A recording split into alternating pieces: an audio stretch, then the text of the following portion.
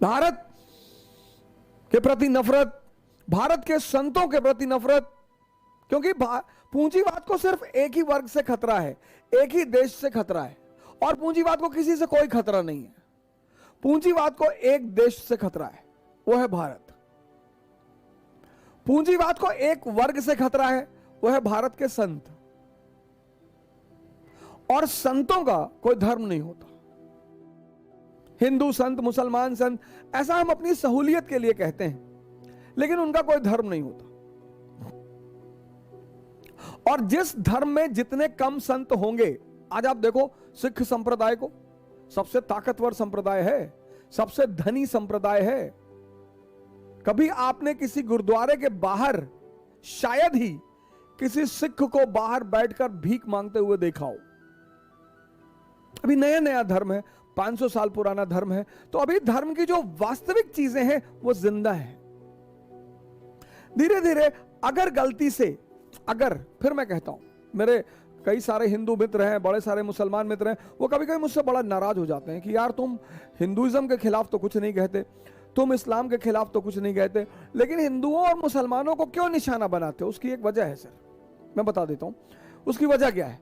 तो मैंने कहा इस सिखिज्म जो एक नया नया धर्म है, अभी जो उसकी मूलभूत बातें हैं वो जिंदा हैं।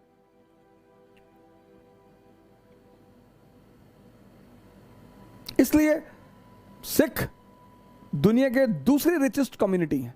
अगर गलती से, पूरी लाइन सुनिएगा तब गाली दीजिएगा, अगर गलती से यह धर्म भी पूरी तरह से पुरोहितों के कंट्रोल में आ गया, तो जो आज हाल बहुसंख्यक मुसलमानों का है और एक अच्छे खासे हिंदुओं का है, वही इनका भी होगा सर। पुरोहित जो है वो धर्म के तथ्य से वाकिफ है, उसकी अंतरात्मा से वाकिफ नहीं है। यह बात मैं अपने बड़े सारे मुसलमान भाइयों को बोलता हूं कि तुम एक आधारभूत बात को नहीं समझ रहे हो।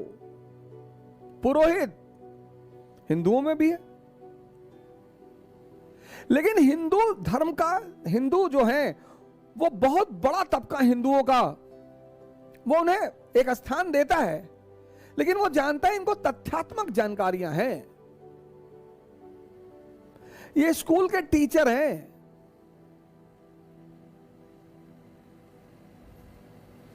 जिस धर्म में भी संत नहीं होंगे, फिर से सुनिएगा तब गाली दीजिएगा, जिस धर्म में भी संत नहीं होंगे उस धर्म के मानने वालों का बुरा हश्र होगा। इसलिए हमारे देश में भिक्षु की परंपरा रही। जब कोई संत तुम्हारे दरवाजे पर आता था और तुम उसे एक रोटी देते थे, तो वो भिखारी नहीं था, वो तुम्हें आशीर्वाद देकर जाता था, वो तुम्हें राय देकर जाता था, वो तुम्हारी दुनियावी समस्याओं का समाधान देकर जाता था। इस देश में संत कभी भिखारी नहीं रहे, सदगुरु भिखारी नहीं है, पंडित श्री श्री रविशंकर भिखारी नहीं है, आशुतोष महाराज भिखारी नहीं है, मां निर्मला देवी भिखारी नहीं है, आचार्य रजनीश भिखारी नहीं है।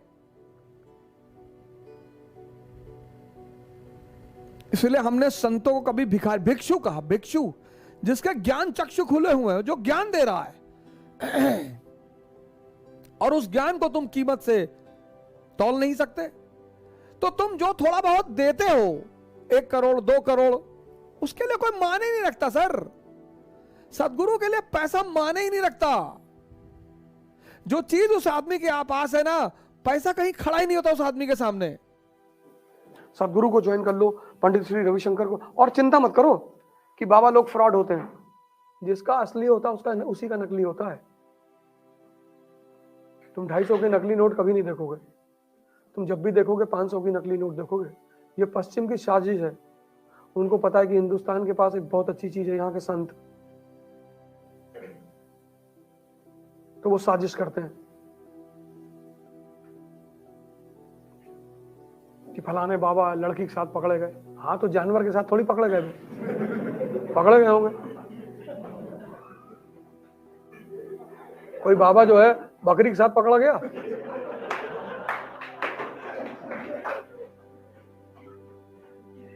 ठीक है भाई, अब ठीक है, बाबा जी का मन करा होगा कि भाई सन्यास छोड़ देते हैं, दुनिया के में फिर आ जाते हैं, कोई बात नहीं। लेकिन बाबा जी का कितना नुकसान हुआ ये तो देखो। किसी का सम्मान जब गिरता है ना, इसका मतलब ये कि सारे भारत के संत, बहुत लोग मुझे मिलते हैं। हिंदुस्तान में एक कौम है, एक्सक्यूज मी कौम, बहुत इंग्लिश बोलती हो।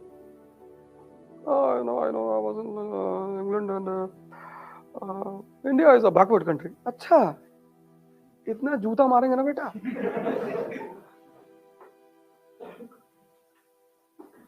I don't believe in Babas. You should believe in Dadis. बाबा, हिंदुस्तान के संत इतने महान है ना, एक किसी की दर्शन समझ जाओगे ना, खुदा बन जाओगे।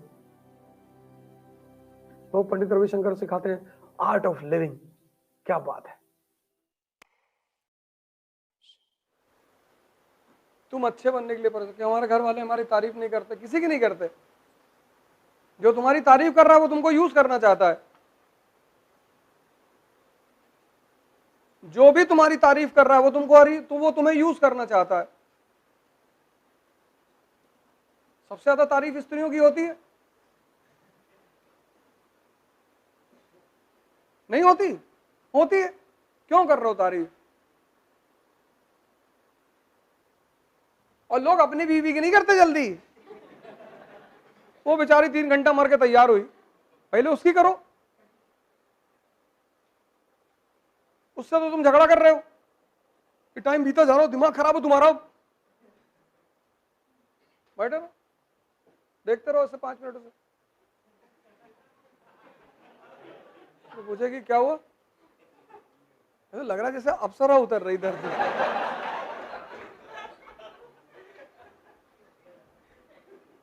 इसी को पंडित रविशंकर कहते हैं आर्ट ऑफ लिविंग।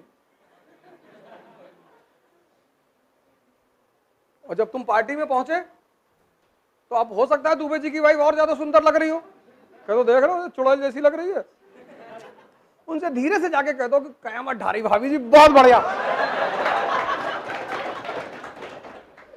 लेकिन ये बात तुम अपनी वाइफ से नहीं कह सकते। वो तुरंत बोलेगी जा धंस जा वहीं पे। इसी को पंडित रविशंकर कहते हैं।